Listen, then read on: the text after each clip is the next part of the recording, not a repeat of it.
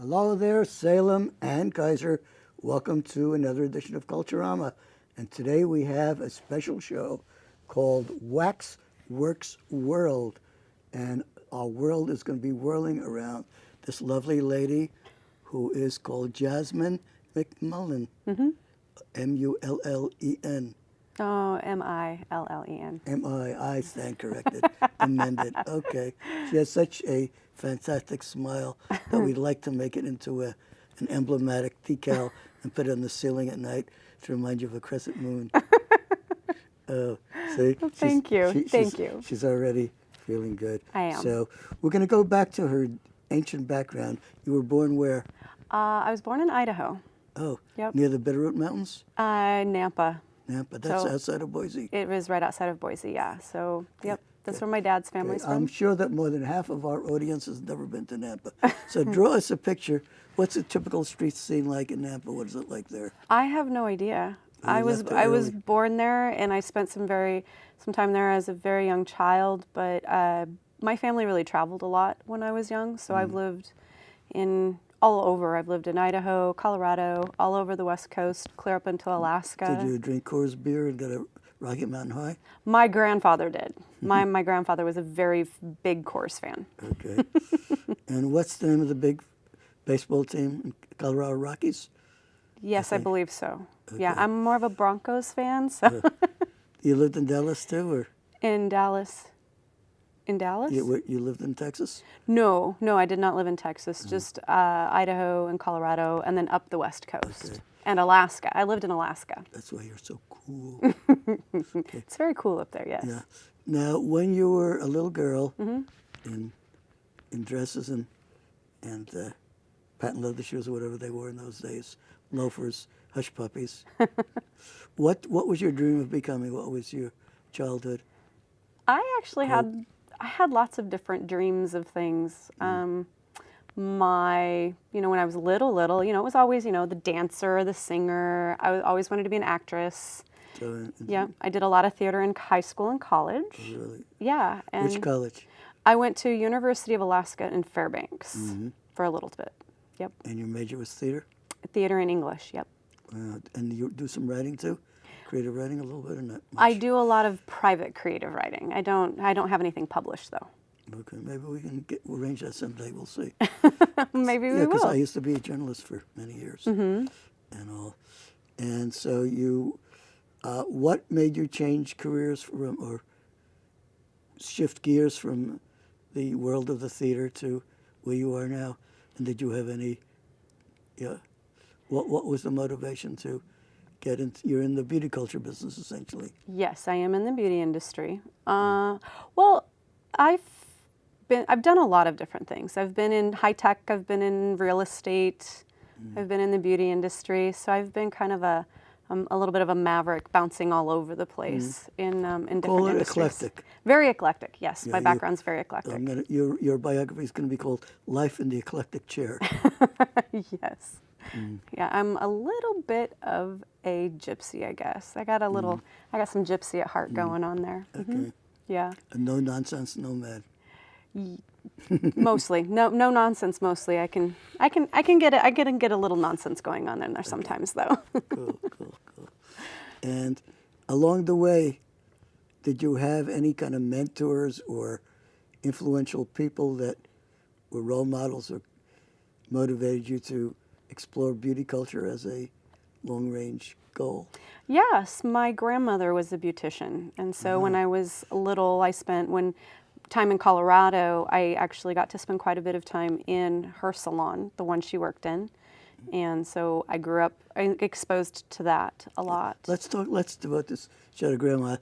May happens to be Older Americans Month. You didn't know that, I'm sure. I did not know that. Okay, that's because Lyndon Johnson signed the Older Americans Bill in May of 1965, before you were here. Yeah, that is shortly before I was here. Okay, well, I'm not going to check your pedigree on that one. We don't want you to let out the trade secrets, because all the guys will line up and No, I did not know that May was.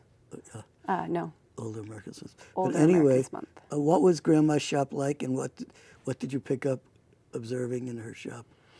I I was very young when I was there, probably kindergarten, but it was a lot of fun. I remember having a lot of fun. I remember that back then they didn't do color and they didn't do a lot of the things in the beauty industry they do now. It's changed dramatically since then. My grandmother was doing a lot of shampoo sets, so the women would come in once or twice a week to have their hair washed and set and styled for the week, and then they would kind of maintain it at home. So my grandmother had a very steady client base of the same women all of the time. And so I got to know all of those women. So I essentially had like 40 grandmas because, Wow. you know, they were all coming in, you know, somewhere around my grandmother's age. And I got to have, you know, a lot of experience with those older women. Now, what was you like as a kid? Were you a tomboyish type, or a rambunctious renegade, or what? I was definitely a rambunctious renegade running around in a dress. I would climb trees in a dress. I would play in the mud in a dress. Kind of picked it up. Yeah, tomboy with definitely a girly flair to it. And I'm still that way. I do my nails, I do my hair, I do my makeup, but I don't have a problem getting underneath the hood of a But car. you have a lot of initiative. Yeah, You're known for your initiative. You Yes. listen to your own drummer, to quote. most of the time. Yep. Yep.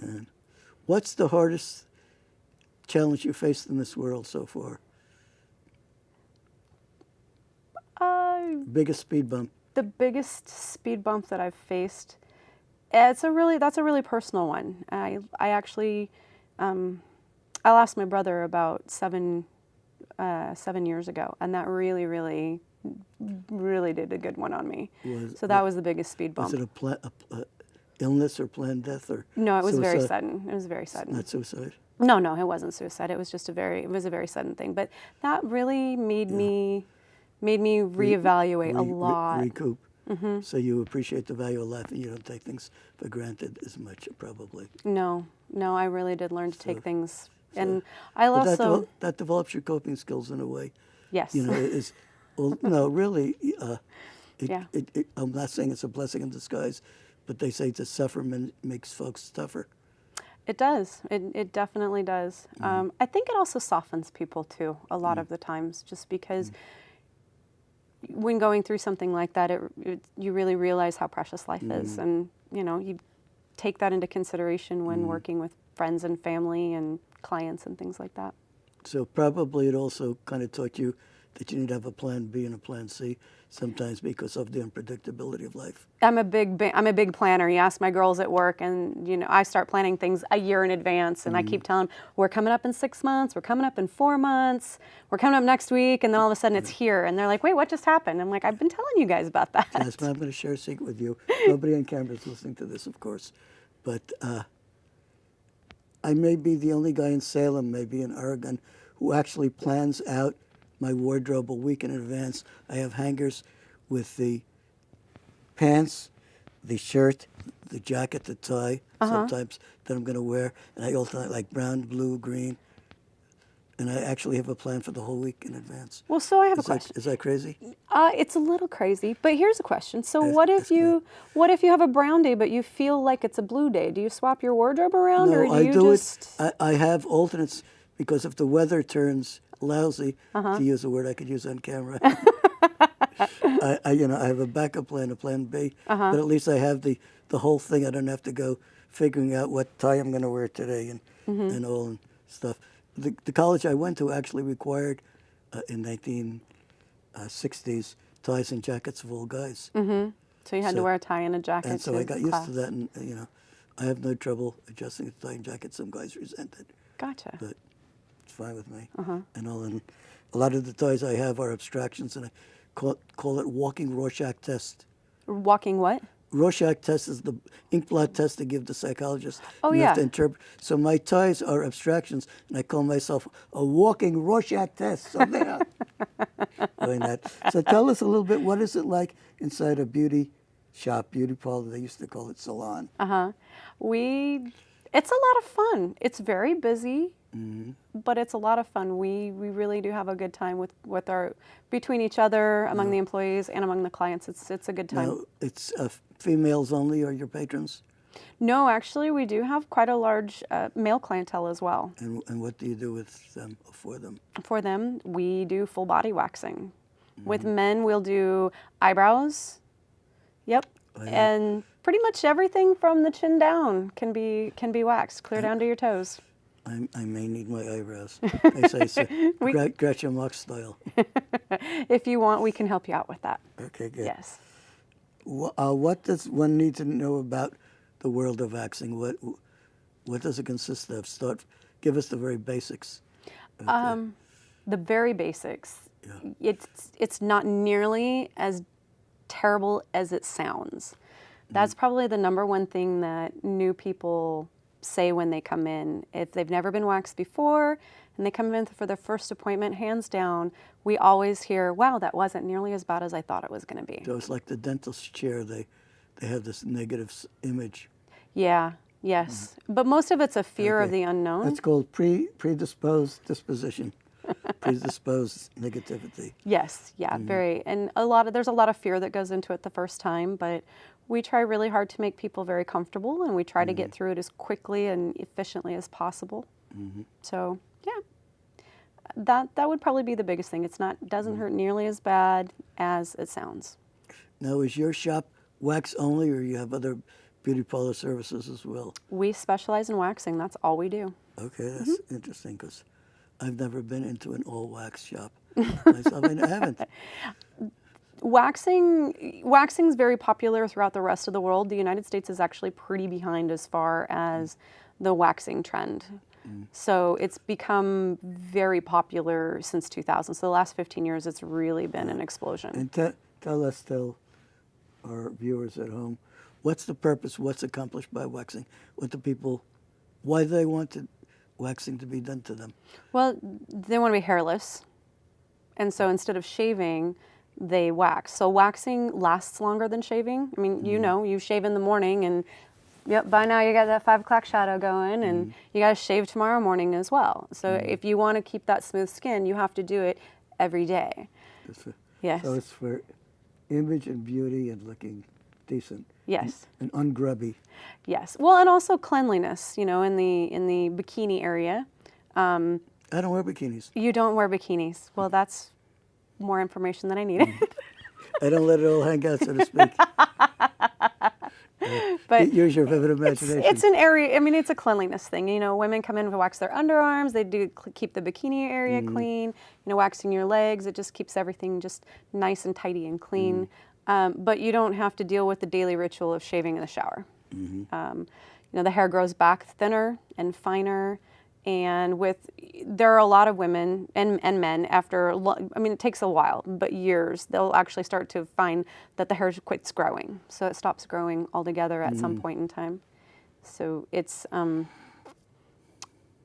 lot more efficient than shaving. So instead of having to do it every single day, you only have to do it about once a month. Okay.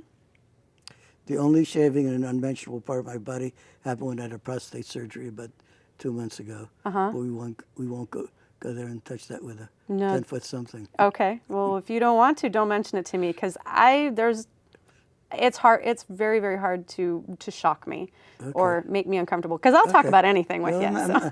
I just don't want the viewers at home to turn the red color of the camera light. That's all. They might learn a little bit more than they ever wanted to know about you, Lee, if you keep talking to me. Okay, good. But I take it all in stride. And so, which is the most popular part of the body that gets waxed? Our number one service is the Brazilian wax. And what does that tackle? That's the bikini area. Okay. So that's primarily women. We do have quite a few men that come in for the Brazilian, but that's basically all the hair in the bikini area gone, everything. Bikini all area means below the navel?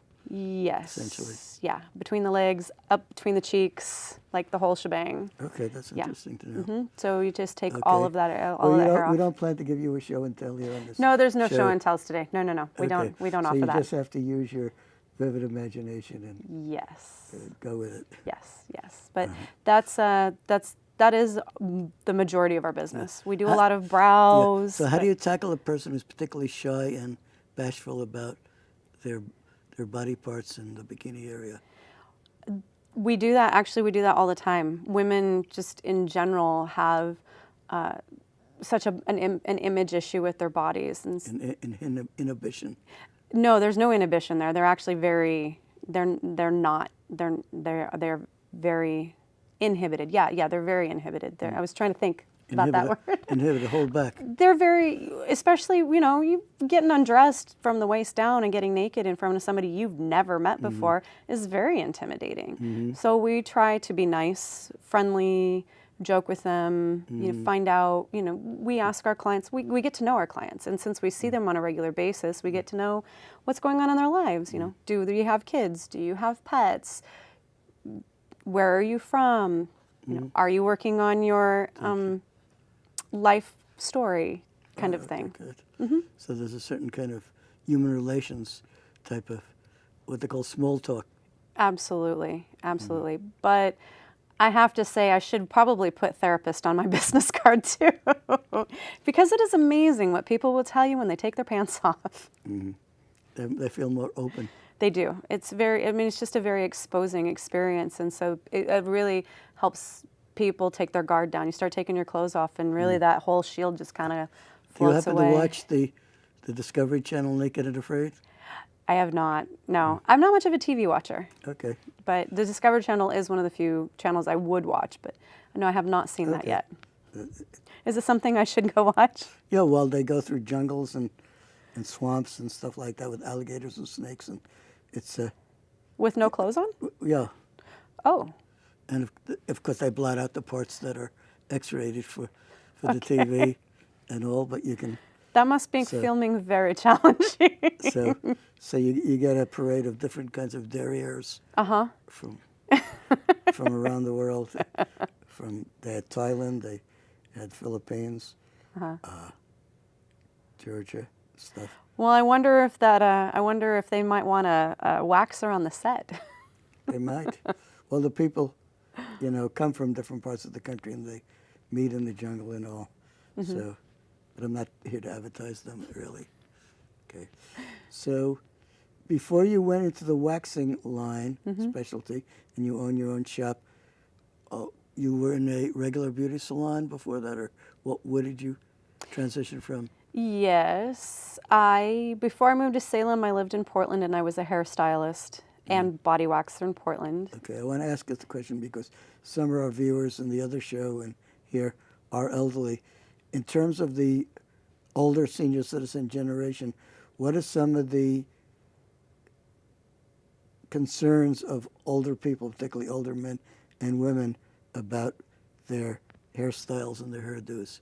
What seems to be reflected in what they ask for? Well, I haven't been a hairstylist in A long time. 7 years, so I don't have. I don't know. I couldn't answer that. Okay. I can talk to you about what they feel about their body hair, though. We actually have quite a few older people that come in. 50 and above. We have a lot of 50 and above clients. I think our oldest known client is 88. I think she's 88, and we also have many men over 60 that come in for various different types of services. There are widows and widowers out there, and divorcees, and they back in the singles in, and they want to have attractive bodies. Yeah, we also get married couples. I don't know, you want to call it Senior Seduction 101? Well, I might have a pointer here or there. There's an apt way to do it. I myself, I'm a recycled single. I'm dating someone right now. We don't know if we'll go on forever. We've been doing it for over a year and stuff. And is that going well? They're up days and down days. Yes. So, like the stock market, one never knows. But I'm not here to expose another person's flaws or eccentricities, because I'm sure she has a lot of my eccentricities and coins foibles that she will gladly disclose about what I do to not meet her criteria. But we do have a show that deals with dating after 55, actually. Really? On this channel, Channel 22. And it's part of our Gray Matter series. So we have different guests and all. Right now, the lady who co-anchors that show with me whose name is Patricia. She's healing from a broken leg in her gym class or whatever. Mm-hmm.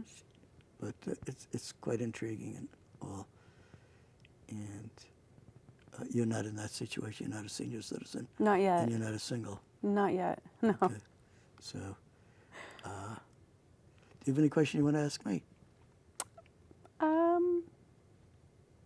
Sure. You were telling me before we came on air, you were telling me about writing your life story. And you Yeah. were going to share, you said you were going to share a couple stories with me on Okay, those. yeah. And for the audience, one of the things was when back in the 50s when I was a little kid, people used to ride the railroad trains like the Long Island Railroad, and when you went to the bathroom, you flushed it on the tracks, and nobody said anything because there's no environmental awareness then. Mm-hmm. So I figured if they do it on trains, they must also do it on airplanes. Airplanes, oh Therefore, whenever I saw a plane coming overhead a jet, I would think that I better run into the nearest awning. I didn't want to get people poop in my hair.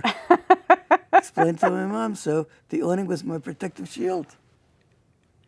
And that was just one of the stories. That makes perfect sense, though. That makes perfect sense. Yeah. Yes. From a kid's point of view, I had something about stepping on a log which had a lot of yellow jackets hiding underneath, and how I got stung and they put some stuff on me. Another thing where I kind of got stung, my mother told me the story about Benjamin Franklin and how he discovered electricity by putting a key on a kite, and the electricity from the lightning struck the kite, and that's how he figured that's how electricity works. So I couldn't believe it as a 3 or 4 year old kid. So when my mom was away shopping, I took her bobby pin and stuck it right into the electric socket. And boy, did I get the shock of my life. Oh, yeah.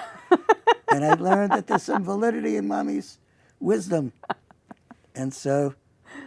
Mom might know what she's talking about once or twice. But you're not the only precocious child on the face of this planet there, Jasmine. No. Okay. So that's how I was always exploratory and just would do those things. So 50, 60 vignettes of my childhood. Maybe it will be a book called Tales of a Tyke from Brooklyn someday. I like that. And if you have kids someday and you want to read them, little kids, read them bedtime stories, be happy to share them with you. I would love that. And all. Okay. Yeah. Well, anyway, waxing sounds like it's... Now, when you learned waxing in school, tell us a little bit about the training. There was actually no training in school. When I went to beauty school, they showed me how to do a facial, and they showed me how to wax an eyebrow, and that was pretty much it. All of my experience has been on the job. I did have one woman, she's in Portland, she's fabulous, fabulous lady, that kind of mentored me as I learned waxing. I'd have questions going to her, and she'd help me out, give me answers, give me pointers on my technique and things like that. And she was a really, really great help in me developing how I wax. So, now, if an objective outsider were to wax, to rate the competency of waxing, what would they look for, and what are some of the mistakes that people make in the less competent waxers that you have to watch out for? I wouldn't say that the other waxers are less competent. I would probably just say they're less experienced and knowledgeable. I've done a lot of learning and research on hair growth and skin, and learning a lot of experience, a lot of trial and error on what kind of waxes to use on which body parts, how to deal with different types of skin, sensitive skin, and also different types of hair. So there's a lot. There's actually a science that goes into it. It's an art and it's a science. And at work, we go through, I put all new waxers that come to work for me through a pretty rigorous training program. I work with them one-on-one for about a month, working with people, how to lay the wax, how to watch the hair growth, how to read body language, because in the waxing room, you expect it to be painful and you expect it to be uncomfortable. And if you've never been waxed before, the wax may be hotter than it's supposed to be, or the waxer may pull wrong and it hurts more than it should. But because they know it's going to be uncomfortable, they don't know that's wrong. So there's a right pain and a wrong pain. And I have a suggestion, Yes. which may be somewhat radical. We're now in the era of videos and DVDs and stuff. Would you consider doing a intro to waxing that you could have a kind of a foyer or waiting room where people can sit and watch an intro so they can get some insight into what it's like before they undergo it in sort of waxing prep 101? actually, I've never thought about doing a video. We do have a frequently asked questions page on our website that answers a lot of the common But questions. it's different of showing it, show and tell, sort of for so-called grown-ups. Yeah, exactly. Yeah, that's actually a really good idea. I never actually thought about doing a waxing 101 video before. That's not. I'll be happy to work with you on that if you want to, in terms of the might- phraseology. I might As a- take that up As on a you. journalist from New York that don't talk funny no more. I might take you up on that. Okay. Yeah. Yeah. Yeah. Okay. And I'd like you to also address, because we have some kids out there in the younger generation. Yeah. Is there a minimum age, or what should young people know about when it's appropriate to do waxing and when it isn't, and what age do you think, if someone is considering it, what would be an appropriate starting age that's not premature for most people? It depends on the type of waxing. These days, young girls are starting to get facial hair, like little lip hair, much, much younger. I have actually one client in particular who noticed her face was a little more fuzzy than her friends, and she actually started shaving her upper lip. And one day she cut herself, and that's how her mother realized it. She was 11 or 12, and her mom called me and asked me how young we would do a lip wax. And I said, bring her in, 12 years old. If she's embarrassed enough to try shaving it herself, she clearly has a personal awareness about her body hair, and especially on the upper lip. There are a lot of girls out there that kids are brutal and they'll make fun of you. So let's take care of that. So facial waxing, I would go relatively young, Now, 12. you just inspired something. What? Okay. It's a satire. You said you were in the theater. Yes. Yeah. I am challenging you to do a satire musical show called The Follicle Follies. It fits word-wise, and I think you could have a lot of fun with it. You really can, and it would be a way to have people less inhibited. So here, you, the audience here, this is the inception of The Follicle Follies. Follicle Follies. With my dear friend, Jasmine. Oh, thank you. I Okay. love it. I love it. Okay, and I hope we have you back in other ways. You might even, at some point, want to co-anchor some shows with me because you have a winning personality. You do. Let's do it. Okay, Yeah, good. we'll plan one. I love it. Okay, so, and people can call you over what number? The number at the studio is 503-704-6317. Sounds good. Excellent. Okay, I Thank take you my so hat much. off to you. Hear ye, hear ye. Bye now. Bye.